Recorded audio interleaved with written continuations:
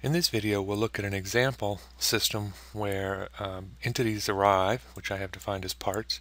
They go randomly to server 1 or server 2, and the server processes require operators to perform the service. So when an entity goes to the server, we seize 1 unit of capacity from one of the 2 operators, and the operator is required for the entire processing time.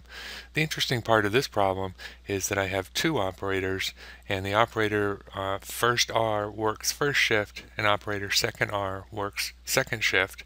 And what we would like to have happen is if an operator is working at a server when the operator is supposed to go off shift, we'd like to pause the server process until the second operator arrives and can pick up where the first operator left off. So let's have a look at the basic model. We have a source and 2 servers and the sink, and I've defined 2 operators, first R and second R, which are resource objects. And so I've also defined a set for the operators, a list set, so that when an operator or when an entity arrives at a server, I can simply seize from the set, and Simio will pick the operator that's available if there is one available. And so I've chosen to implement the operator seizing using the add-on process triggers. So before processing, we execute the seize operator add-on process, and after processing, we execute the release operator. So we simply seize when the entity arrives. We simply seize the operator, and when the processing is complete, we release the operator. And so if there's not an operator available, the process will wait until that operator becomes available for the model to continue executing. So to implement the shift schedule that we want, we can see that both first R and second R use the capacity type work schedule. First R uses the first shift week, and second R uses second shift week. So if we go to the data table and schedules, we can see those 2 schedules listed here. So we have first shift week, which consists of first day pattern, and second shift week consists of second day pattern. So I look at those day patterns. First has an operator that works from 8 a.m. to 4 p.m. So we have the operator working first shift 8 a.m. to 4 p.m. and second has the operator working from 5 p.m. till midnight. So a 7-hour shift, probably because they're working second shift, but in reality what I want is a gap between the first shift and second shift so that we can demonstrate that the server process is in fact stopped and process is handed off to the next arriving operator. And so we've defined the 2 work schedules. We've defined a list that the operators that include the operators, and the add-on processes for seizing and releasing the operator. If we look at those 2 add-on processes, we can see the seize step. We're going to seize from the list operators, and that will give us the operator that's available. And if no operator is available, the process will wait at the seize step until one becomes available. Similarly, we release the operator. We release the from the list operators, and so at the end of the process we release the operator that we seized. So the basic operation is the part arrives, it chooses a server to go to. When it arrives at the server, the add-on process, once it has capacity, once it's allocated capacity on the server, that processing add-on process will then try to seize the operator. When an operator becomes available, the process will start. When the process finishes, the operator will be released, and the operator will be available to process another part. So the interesting part here has to do with the shift behavior of the operator. And so by default, if an operator is working at a server, so a part had arrived and let's say goes to server 2, the resource is seized, the resource representing the operator is seized, and the part begins processing.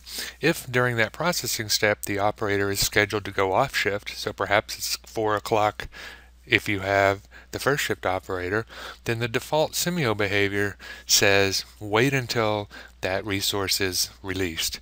And so what will happen is the process will continue, and as soon as the resource is released, or as soon as the process finishes and the resource is released, that resource will go off shift. And this general behavior is probably what you want in situations where the server processing times are relatively short, or if the operator does in fact stay until processing is completed. However, in the situation that we're modeling here, it's a little bit different. The processing times tend to be relatively long, and what we want to have happen is at the end of an operator shift, if that operator is working at a server in the middle of a process, we'd like to pause that process, release the operator so the operator actually goes off shift at its scheduled time, and then seize from the operator set so that the next operator that becomes available comes on shift, will be allocated, and then we can resume the process. So essentially we want to pause the process in the middle so that we can release the operator and wait for the next operator to come on duty. The first thing that we need to do is interrupt the normal flow of processing when an operator goes off shift. So if I look at the resource object, in particular the add-on process triggers, we can see that we have a trigger for off shift, and if I select that, we can see that the documentation down here at the bottom says this occurs when the operator goes off shift because of its work schedule. So this is in fact what we want. We want to execute a process so that when the operator goes off shift, we can perform the actions to pause the process and so on. So let's take a look at that process. And before we get into the details, I want to demonstrate one feature that is nice for situations like this where we're doing fairly complex modeling, and that's the notify step. So you can see I've added a notify step, and I have two different types. One adds information to the trace, and the other generates a warning. And so what I've done is said warning, created a warning, and it's just off shift time. And so if I execute the model now, we can see we know that the first operator is going to go off shift at 8 o'clock, and so if we just let the model run until 8 o'clock, our notify step is going to generate a warning. And so here we are at time 8, a little bit of round off error here, but you can see that we generated the warning and it said off shift time. And if we look at what's going on here, it's now time 8 o'clock. It's time for the first operator to go off shift, and what I've got displayed is the number allocated. So it's allocated, and this is the owner entity, so this is part 21, part.21, so that's this part, or this entity right here in server 2. It had arrived, it seized the operator, and now it's time for that operator to go off shift. And so this is the exact situation where we want to, the exact time in the model where we want to implement our new logic. So I'm going to pause the simulation and stop so that we can go back and talk about the rest of the process. So we'll go back to the processes and look at this off shift process in more detail. And if you've been paying close attention, you'll notice that the off shift process looks a little bit different than it did before, and that's because I actually switched models. There were some modifications done in Sprint 83 that simplified this process, but what I wanted to do is demonstrate the pre-Sprint 83 model, and then at the end I'll go back and we will talk about the changes that Sprint 83 brought. So if I look at this add-on process, this process is executed when in the context of the resource. So when the resource is about to go off shift, it executes this process. So the corresponding token that's generated has the associated object of the resource. And what we need is for the associated object to be in the context of the entity so that we can then release that resource, and then seize the resource again, or seize from that set so that we can pick up the next available operator. And so we'll use the search step, and we look at the search step, we look for the collection type of object instance. And so in this context, we're not actually searching through a list or through a collection, but we're searching for a particular entity or a particular object. And so essentially what we're going to do is say, I'd like to have resource.capacity.current owner's first item. And so since this resource has capacity 1, what we're searching for is the owner of this resource. And so if we find it, then we'll create a new token that will come down the found branch, and the context of this token will be the entity that owns the resource. So that's in fact exactly what we want, so that we can, in the context of that entity, release the operator and then later seize it back for the additional processing.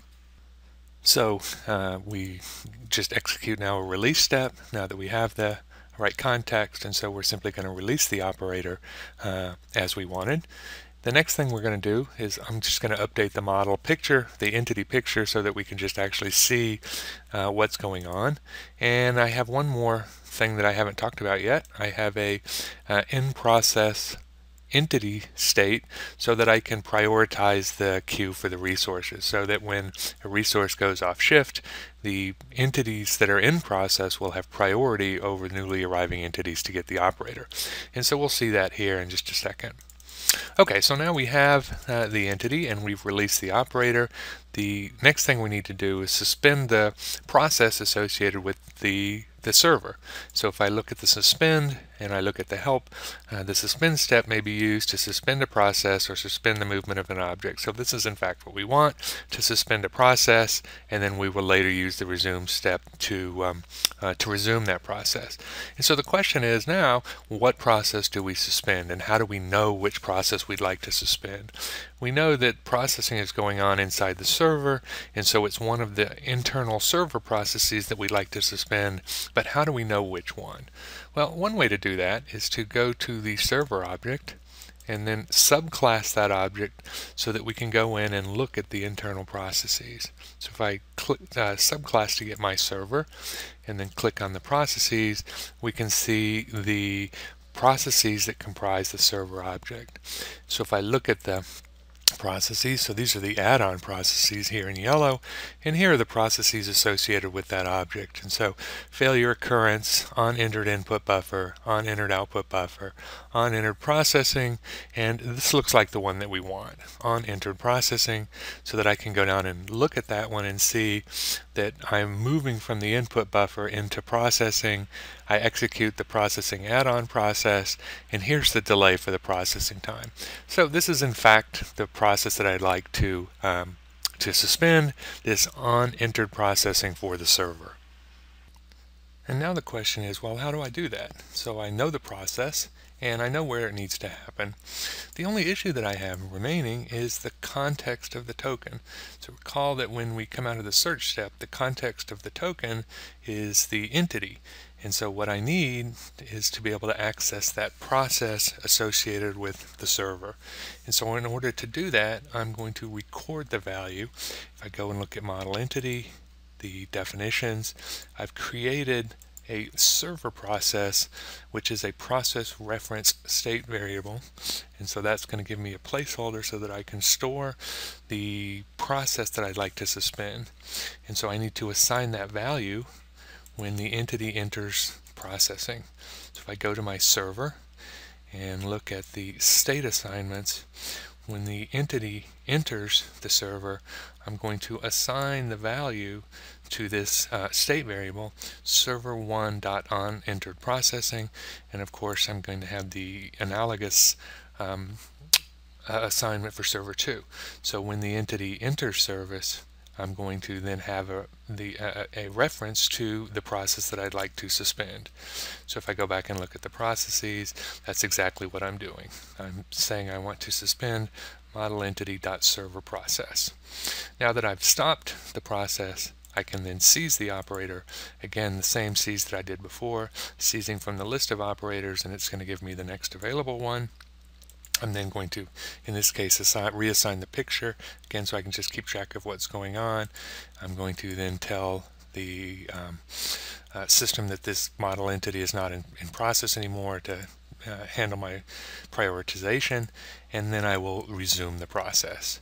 And so once again, what happens, I search for the model, the object instance, so that I can have the entity context, release the operator, change the picture, suspend the process, seize the operator from the set, change the picture again, and then resume the process.